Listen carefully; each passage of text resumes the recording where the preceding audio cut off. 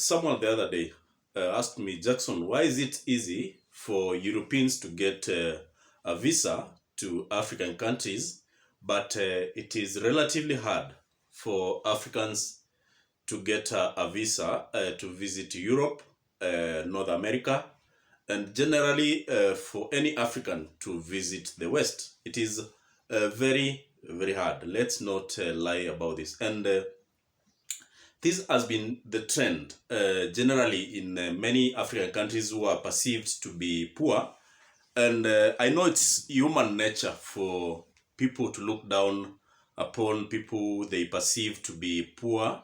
And that is the unfortunate power balance we have in regard to this whole issue of visas for people wanting to travel to those countries I've just mentioned.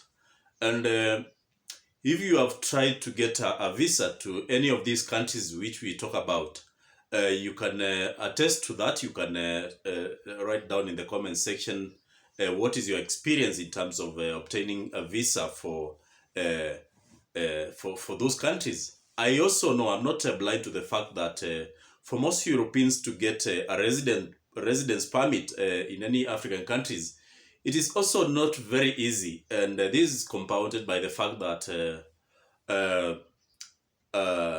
there's this kind of retaliatory kind of effect or actions by people who control immigration to African countries, whereby they might sometimes demand for kickbacks to be able to allow any European to get what we call resident visas. For tourists, for them to become tourists, it's not such a big issue, but for them to get a residence, it comes with its own pain, and also for them to get these visas, they need to renew this multiple times. I know a case of a country like Zambia is not easy for people from other countries to get these resident visas.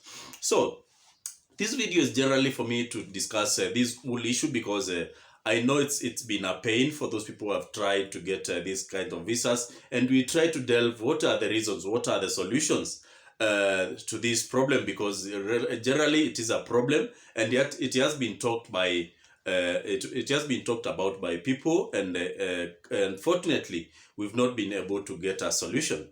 So these Western countries, they have a problem with the issuance of our documents. For example, a country like South Africa, you find that some years back,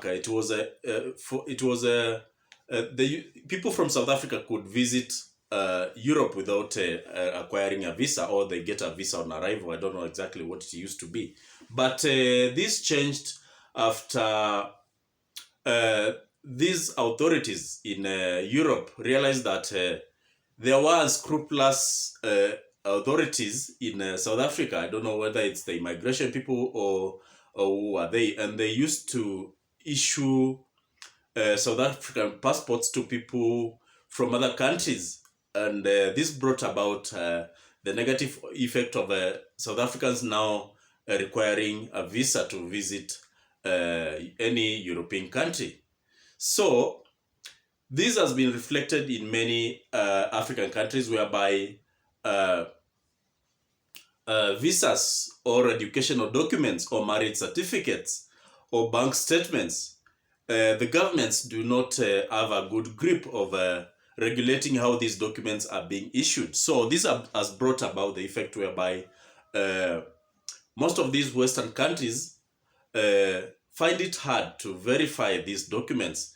And I hope for those people who have been able to visit the consulars or the embassies for these countries from the West, they have seen how these people scrutinize our documents. They sometimes also place this document, or they place your case under review. They can place your case for review for like 1 week or 2 weeks.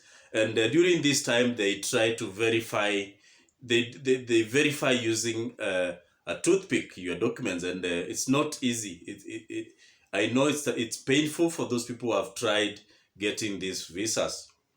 And equally, Also for people, for countries in Asia and also India, uh, because of this fraudulent nature uh, of issuing documents. These documents, like for example, I've told you the educational documents, degrees, uh, identification documents, travel documents like passport, and a host of other documents.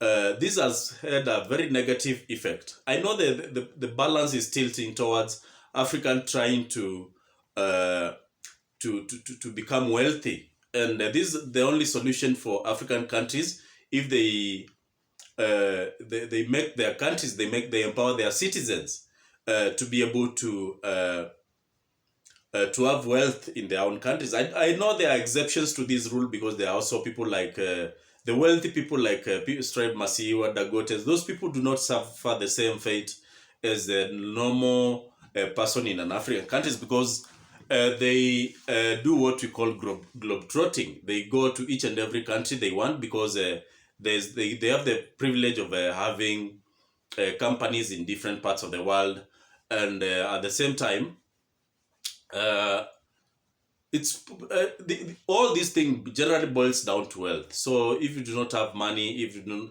because most of these countries in Europe, they easily accept wealthy Africans to visit them because they know the financial impact of these people visiting these countries. But for a normal person, for a peasant, let me use that word, and if it pisses you, you need to forgive me.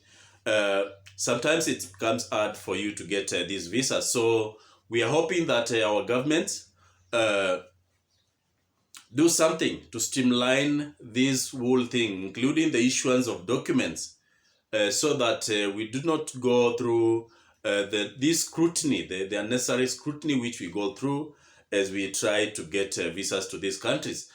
On the other hand, I know there's this African-wide clamor so that people need to be empowered so that we do not need to visit those countries, and the perception that you will overstay your visa will also be wiped out, because this perception that once you get to Europe, once you get to Canada, once you get uh, to the US, you'll overstay your visa because you are perceived to be a risk, because there's nothing for you to go back to your home country because they know you do maybe you do not have a good job.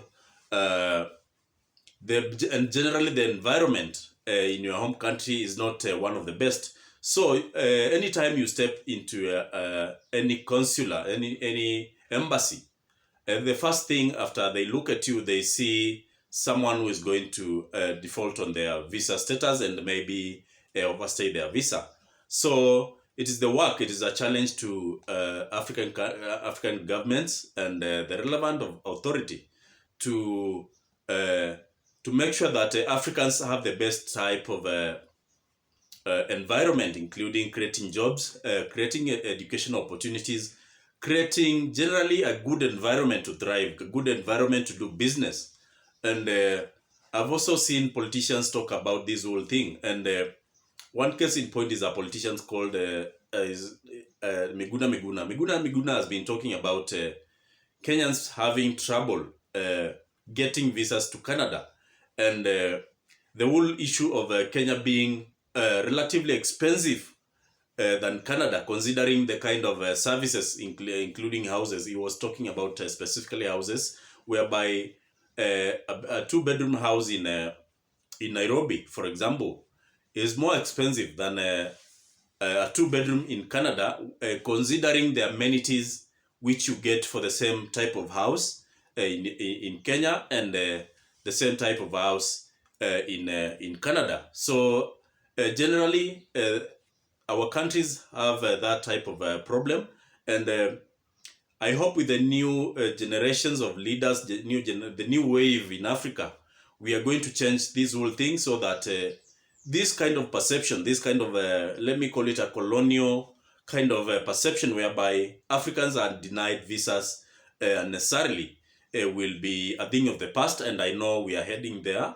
And the global power dynamics, global financial dynamics soon will change in favor of African countries, because I can see the wave. I can see what is happening, and especially for people in West Africa, I can see African people are reimagining their own future. They are reimagining. They are creating a different type of narrative whereby our resources, which are our strength, is what we should be using to bargain so that other countries do not perceive us as very poor. We are not poor Africans, and what I can tell you is just to watch this space. And for any African who is watching this video, we need to work extra hard. As much as we try to push more Africans to get to other countries, because also we cannot live in isolation. We can also push some Africans to go to other countries whereby they can uplift and send that money back home. I know the negative effect of a brain drain, but we can also make use of a brain gain whereby Africans can go and get the expertise in those other countries and bring it back to Africa, so that we do not face the same, or our children do not face the same kind of predicament which me and the generation ahead of us, they have been facing in their quest for a better Africa. So thank you very much for watching this video. I know it has been rambling, and if you have found a little bit of value in this video, kindly make sure that you like it and share it to at least one person. And don't forget to write your questions, write your comments in the comment section, so that we continue bettering this continent, and we better our chances, and we build an image whereby Africans are respected across the world. Thank you very much, and watch another video. Thank you.